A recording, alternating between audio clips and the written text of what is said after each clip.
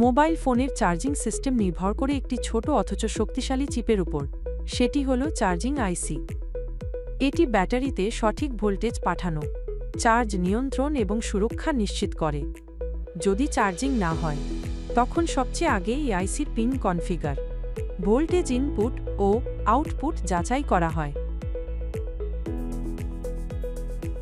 জয় sir বলছেন, এই আইসিটার আজকে প্রমাণ করে দেখবো এই আইসিটা কোন টার্মিনাল দিয়ে ইনপুট হয়, কোনটা দিয়ে আউটপুট হয়। আজকে এটা দেখবো আমরা।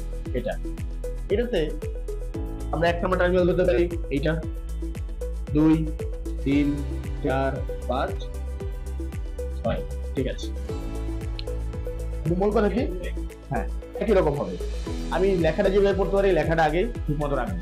লেখাটা রেখে কি করবো, হাতের বাম পাশ থেকে নিচে, হাতের বাম পাশ থেকে কত নাম্বার হবে? 1 নাম্বার। এরপরে ঘড়ি যেভাবে ঘুরে, ঘড়ির বিপরীত দিক মানে অ্যান্টি ক্লক হিসাব হবে।